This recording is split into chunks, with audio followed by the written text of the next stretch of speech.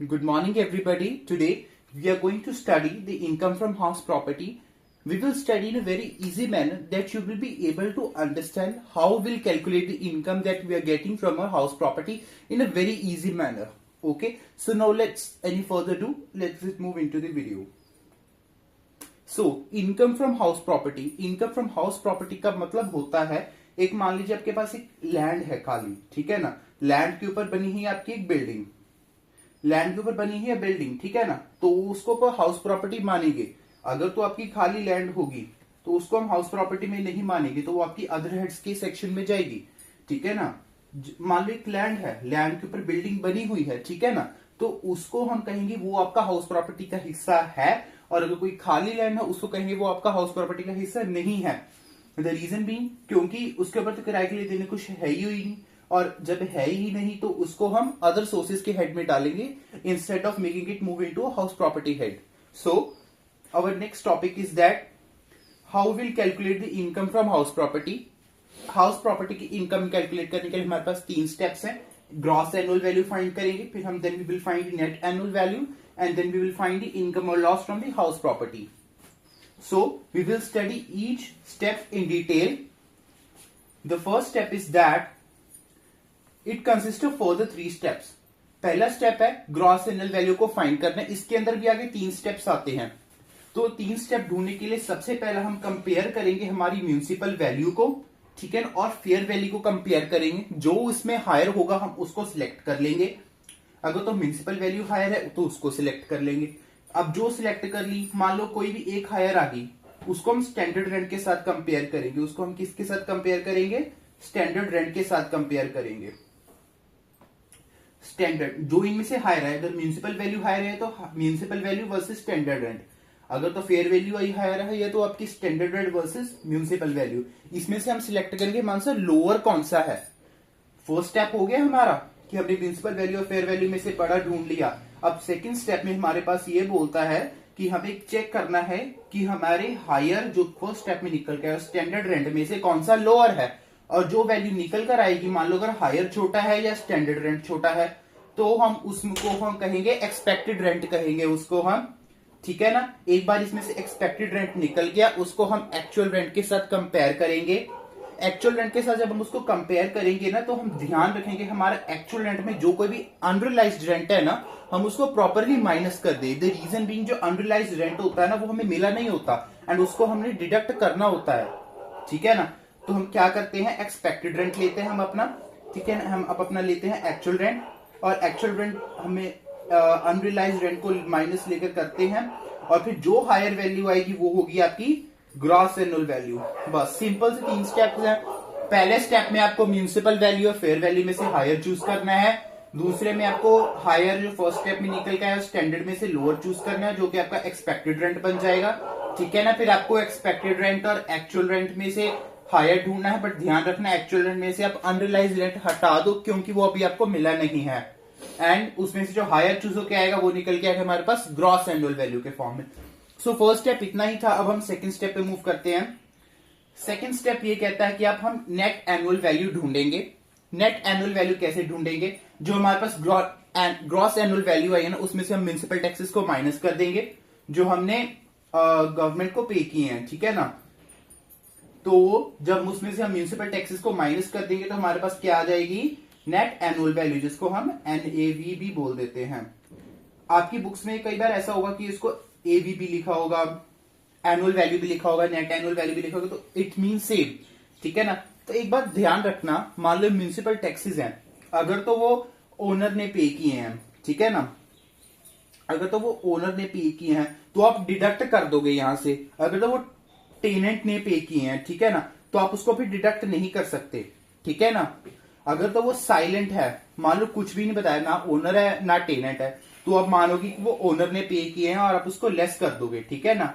तो ये आपकी ग्रॉस एनुअल वैल्यू, उसमें से म्यूनिसिपल टैक्सेस माइनस करोगे, आपके पास आ जाएगा नेट एनुअल वैल्यू, ठीक है ना। ध्यान रखना, अगर मान लो कोई एग्रीमेंट हो रखा है कि जितने भी म्यूनिसिपल टैक्सेस वो ओनर के बजाय टेनेंट पे करेगा, एग्रीमेंट स्पेसिफाइड है, तो आप उस एग्रीमेंट के हिसाब से चलोगे, फिर आपका टेनेंट के हिसाब से जो म्यूनिसिपल टैक्सेस का खर्चा बनता होगा वो माइनस हो जाएगा, ठीक है ना। सेकंड स्टेप बहुत इजी था। फर्स्ट स्टेप को एक बार रिवाइज कर लीजिए। फर्स्ट स्टेप में क्या था, म्यूनिसिपल वैल्यू और फेयर वैल्यू में से हायर और स्टैंडर्ड में से लोअर, एक्सपेक्टेड रेंट निकल आएगा, उसको एक्चुअल रेंट के साथ कंपेयर करो, ओनली आफ्टर माइनसिंग दी डिडक्टिंग दी अनरियलाइज्ड रेंट, जिसके साथ आपके पास आ जाएगा GAV, gross annual value. Second step की बात करते हैं, वही ग्रॉस एनुअल वैल्यू में से म्यूनिसिपल टैक्सेस को माइनस कर दीजिए, आपके पास आ जाएगा नेट एनुअल वैल्यू, ठीक है ना। अब हम तीसरे स्टेप की बात करते हैं। तीसरे स्टेप में आता मेरे लास्ट स्टेप है, इसमें हम इनकम और लॉस ढूंढते हैं जो कि हमारा हाउस प्रॉपर्टी के हेड से आया होता है। आपकी जो कोई भी नेट एनुअल वैल्यू थी ना, उसमें से आप अपनी स्टैंडर्ड डिडक्शन लगाओगे 30%।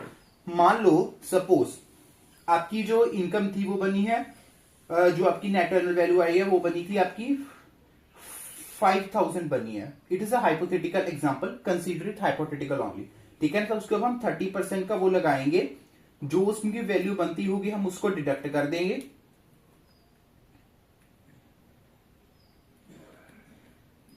जो बनती होगी उसको डिडक्ट कर देंगे। डिडक्ट करने के बाद अब उसमें से इंटरेस्ट माइनस करेंगे। एक बात ध्यान रखना, जब हम उसमें से इंटरेस्ट माइनस करेंगे ना, तो इंटरेस्ट केवल सिर्फ 4 चीजों पे लगता है। वो किसके ऊपर, परचेज के ऊपर, कंस्ट्रक्शन के ऊपर, रेन्युअल के ऊपर और रिपेयर के ऊपर। अगर आपको इन चारों के ऊपर कोई इंटरेस्ट दिखा हुआ है तो वही आपका डिडक्ट होगा। अगर इसके और के अलावा, मतलब इन कामों के और के अलावा आपको इंटरेस्ट दे रखा वो आपका डिडक्ट नहीं होगा। एक बात को ध्यान रखना, यहाँ पे नेक्स्ट स्लाइड में लिखा हुआ है मैंने आपके लिए, ठीक है ना, ये आपको दिख नहीं रहा, इसको हम अभी रिमूव कर देते हैं।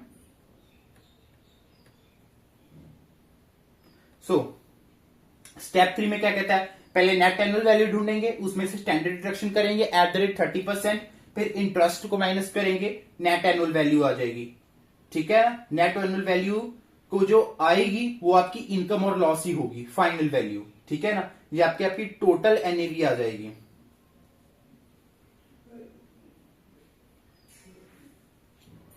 अब टोटल एनएवी आनी है, ध्यान रखना जो इंटरेस्ट है तो परचेज के ऊपर मिला तो माइनस करना है, कंस्ट्रक्शन के ऊपर मिला तो माइनस करना है, रेन्युअल और रिपेयर इन चारों के ऊपर मिला है तो माइनस करना है। अगर इसके और के अलावा आपको इंटरेस्ट दे रखा है, मान लो कोई इन 4 कामों के अलावा कोई और काम किया है तो आपका इंटरेस्ट डिडक्ट नहीं होगा। एक बात ध्यान रखना, स्टार्ट करने से पहले 3 स्टेप स्टार्ट करने से पहले आपको ये चीज ध्यान रखना है कि आपका जो हाउस है वो सेल्फ ऑक्यूपाइड है या फिर लेट आउट है। अगर तो वो सेल्फ ऑक्यूपाइड है तो ये चीज फॉलो करोगे, अगर तो लेट आउट है तो आप ये वाली चीज फाइंड आउट करोगे। सिंपल, ज्यादा भी दिमाग लगाने की जरूरत नहीं है। हाउस में क्या है, सेल्फ ऑक्यूपाइड मतलब किसमें आप रहते हो, और लेट आउट का मतलब इसमें आगे दे रखा है, ठीक है ना। तो सेल्फ ऑक्यूपाइड का में है तो अब क्या करेंगे हम, जो आपकी एनुअल वैल्यू है वो आपकी नील आ जाएगी। आपकी एनुअल वैल्यू क्या आ जाएगी, नील आ जाएगी, ठीक है। एनुअल वैल्यू क्या आ जाएगी, नील आ जाएगी, और आपका जो इंटरेस्ट है वो डिडक्ट होगा, और जो आपका रिजल्ट है नेगेटिव में आ जाएगा। इसका मतलब है, देखो अगर सेल्फ ऑक्यूपाइड है तो सबसे पहले जो हम 3 स्टेप्स करके आते हैं, municipal value, fair value, higher वाला, स्टेप 1 वाला, तो उसमें जो हमारी annual value, gross annual value निकल के आएगी वो हमारी नील हो जाएगी, 0 हो जाएगी, ठीक है ना। और उसमें से फिर हम ओनली इंटरेस्ट माइनस करेंगे। नील के ऊपर स्टैंडर्ड डिडक्शन क्या लगेगी, म्यूनिसिपल टैक्सेस, वो तभी माइनस होंगे, अगर वो पे होंगे वो तो नेगेटिव में चले जाएंगे, ठीक है ना। ओनली इंटरेस्ट आपका माइनस होगा, इंटरेस्ट वो भी आपका नेगेटिव में चला जाएगा। वो 0 में से अगर उतना माइनस करोगे, 5000 माइनस करोगे तो वो आपका 0 में जाएगा, तो आपका रिजल्ट है यहाँ पे नेगेटिव में जाता है, ठीक है ना। अगर हम लेट आउट के बारे में बात करते हैं तो लेट आउट के केस में क्या होता है कि आपकी, मान लो सबसे पहले आप ये चेक करो कि आपका घर वेकेंट है या फिर नॉन वेकेंट है।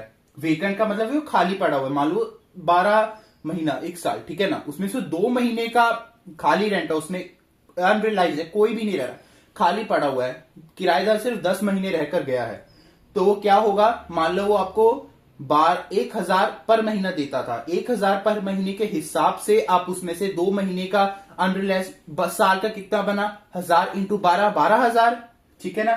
तो उसमें से अनरिलाइज कितने का था, 2 महीने का, 2 महीने का कितना हुआ, 2000, तो 12000 माइनस 2000 इज इक्वल टू 1000। तो आपका 1000 का जो रेंट है वो आपका मिला जाएगा। कौन से स्टेप में, हमने यहां पे ऐसे लिखा था ना, अनरिलाइज रेंट, जो आपका 1000 आया, 10,000 आया, उसको आप एक्सपेक्टेड रेंट के साथ फिर कंपेयर करोगे, यहां पे जाके आपका अनरिलाइज रेंट माइनस होता है, ठीक है। जब यहां पे जाके आप अनरिलाइज रेंट अपना माइनस करोगे तो चेक कर लेना, अगर तो आपका घर वेकेंट है तो माइनस कर देना, और जो आपकी जो एनुअल रेंटल वैल्यू है, एनुअल रेंट है जो आपका, वो ग्रॉस एनुअल वैल्यू के इक्वल आएगा, ठीक है ना। एंड अगर तो आपका घर वेकेंट नहीं है तो दो ही किसे हो सकते हैं, अगर तो आपका घर वेकेंट है, अगर तो आपका घर वेकेंट नहीं है, ठीक है ना। ये 3 स्टेप्स करने के शुरू पहले में ये आते हैं, ठीक है ना। तो इस बात को ध्यान में रखते हुए एक बात ध्यान में रखना कि आपको इतनी चीज कैलकुलेट करनी आनी चाहिए, और ये बहुत ही सिंपल स्टेप से हैं। आने वाली नेक्स्ट वीडियो के अंदर हम क्वेश्चन डिस्कस करेंगे, इनके ऊपर ही क्वेश्चन के ऊपर चर्चा करेंगे, और क्वेश्चन आपको इतने अच्छे से समझ आ जाएंगे ना तो आपको बहुत अच्छा लगेगा। सो लास्ट में आपको थैंक यू कहना चाहता हूं। अगर इस आपको वीडियो अच्छी लगी हो तो इसको लाइक, शेयर और चैनल को सब्सक्राइब जरूर करें। Thank you.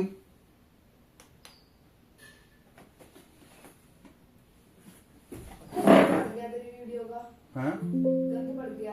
क्यों? पीछे कर्टन कर्टन्स क्यों, क्या कह रहे थे?